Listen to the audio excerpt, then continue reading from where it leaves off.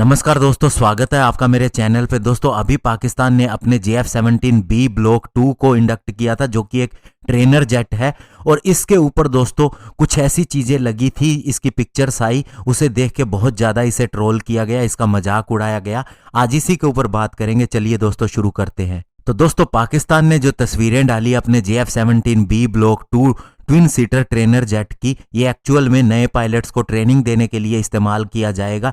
लेकिन दोस्तों जैसे ही ये तस्वीरें आई तो बहुत से इंडियन सोशल मीडिया यूजर्स ने इनका मजाक उड़ाना शुरू कर दिया। और इसके पीछे कारण था इसके ऊपर लगी हुई हिंज।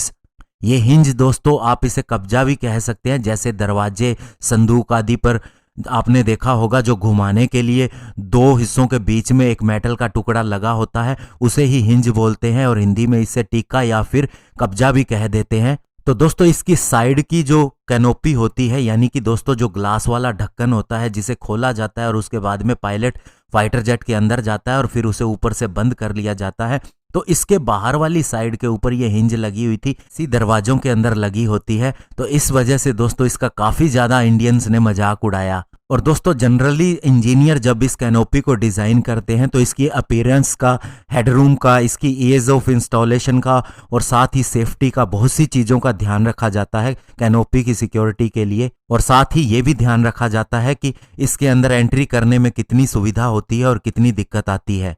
और दोस्तों दशकों से जितने भी फाइटर जेट इस्तेमाल होते आ रहे हैं, चाहे इंडिया रशिया से खरीदता रहा है, फ्रांस से खरीदता रहा है, हम आज के फाइटर जेट की बात नहीं करेंगे, तो इस तरह की हिंज का इस्तेमाल कहीं भी नहीं किया जाता।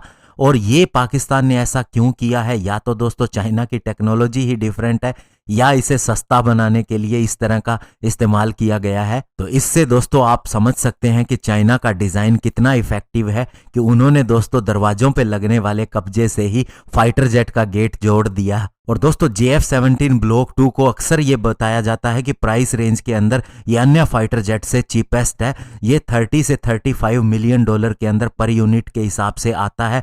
तो ऐसे में दोस्तों एक 4.5 जनरेशन फाइटर जेट के ऊपर एक लोकल हार्डवेयर स्टोर से मिलने वाला अगर एक हिंज इस्तेमाल किया गया है तो आप समझ सकते हैं कि इसकी कॉस्ट कटिंग कितनी ज्यादा हुई है। और दोस्तों 80 के दशक के अंदर इंडिया ने जो MiG-21 ट्रेनर खरीदा था, उसकी हिंजिस भी इससे बहुत ज्यादा बेटर लुकिंग है। और इसके अलावा दोस्तों अगर हम चाइना के ही L-15 लिफ्ट एयरक्राफ्ट की बात करें, जो ट्रेनिंग के काम ही आता है, तो उसकी भी दोस्तों हिंज बहुत ही स्मूथर और एफिशिएंट है, जबकि पाकिस्तान के फाइटर जेट में ऐसा नहीं है।